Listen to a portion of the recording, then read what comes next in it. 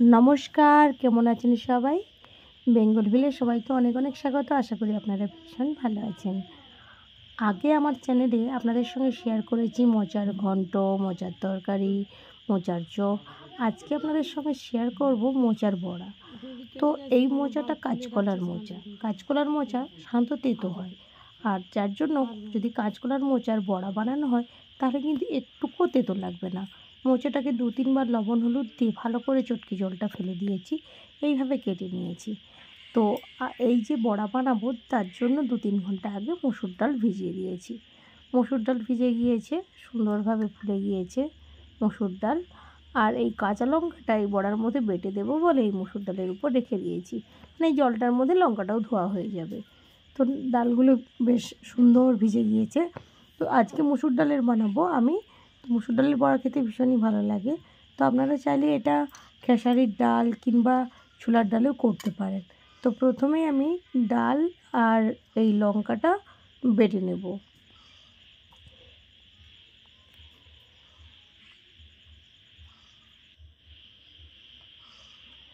ডাল আর এই কাঁচা লঙ্কা একসঙ্গে সুন্দর করে বেটে নিয়েছি। এরপর মোচাটা হালকা করে শিলনোড়াতে বেটে নিয়েছি। কখনোই পুরো বেটে দেব না, হালকা একটু বেটে দেব, নাহলে মোচার বড়া যে খাচ্ছি এটা মনেই হবে না। হালকা বেটে দিলে কি হয়, বেশ ভাজাটা সুন্দর হয়ে যায়। তো এই হালকাভাবে বেটে নিয়েছি, মানে হালকা শিলনোড়াতে বেটে নিয়েছি। এরপর এই হালকা বেটে নেওয়া মোচা এই ডাল বাটার সঙ্গে মিশিয়ে দেব।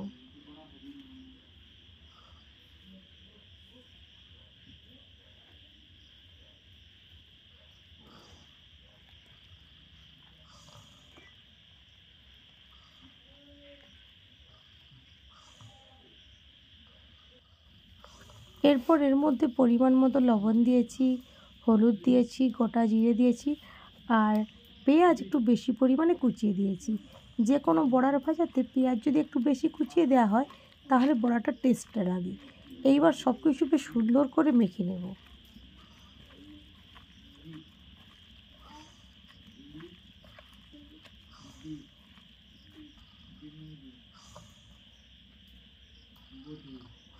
সুন্দর করে মেখে নিয়েছি। এরপর উনুনে কড়াই বসিয়ে দিয়েছি, কড়াইয়ের মধ্যে তেল দিয়ে দিয়েছি। তেলটা গরম হয়ে যাওয়ার পর এর মধ্যে গোল গোল শেপ করে সমস্ত বড়াগুলো দিয়ে দেবো। একসাথে সমস্তগুলো ভাজা হবে না, দুবার ধরে ভেজে নিতে হবে। তো পরপর দিয়ে দিচ্ছি।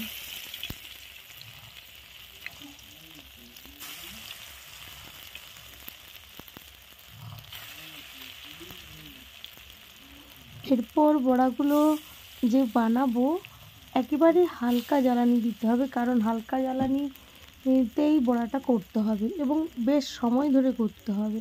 অন্যান্য বড়া যেমন খুব অল্প টাইমে হয়ে যায়, মোচার বড়া কিন্তু এই অল্প টাইমে তাড়াহুড়ো করে করবো বললে হবে না।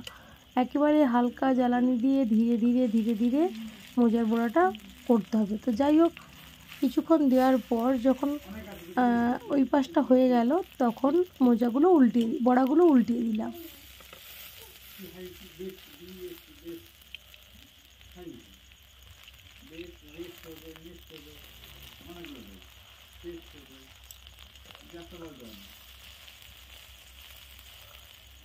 এবং খুন্তি দিয়ে একটু হালকা হালকা করে চাপ দিয়ে দিলাম, চেপে দিলাম।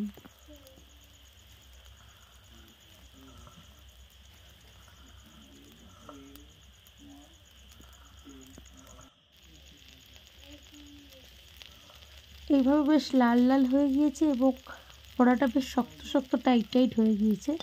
এরপর এগুলো নামিয়ে নিয়ে বাকিগুলো ভেজে নেব।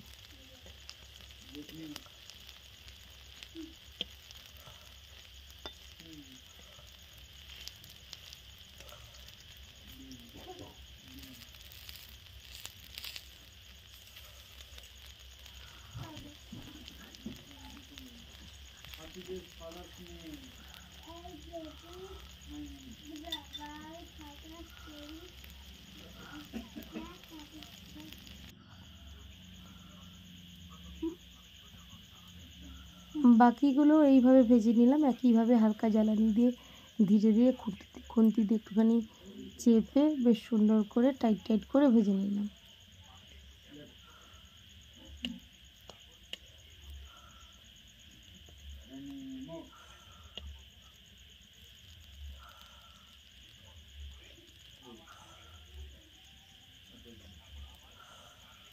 সমস্ত বড়াগুলো যখন ভাজা হয়ে গেল তখন আর উনুনে জ্বালানি না দিয়ে এই নেভানো উনুনে বেশ কিছুক্ষণ সমস্ত বড়াগুলো দিয়ে এপাশ ওপাশ একটুখানি করে নেব।